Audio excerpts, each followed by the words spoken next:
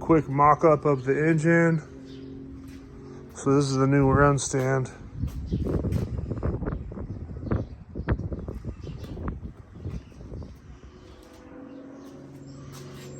These are the mounts off of the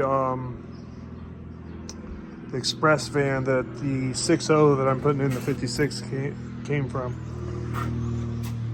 And these are the frame mounts. So I'm just utilizing those, trying to get this to mock up.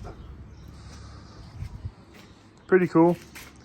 I'm gonna weld this in, just tack it real quick, and then see about maybe filling that or something. I'm not sure what to do there, but we'll see. Bam, run stand.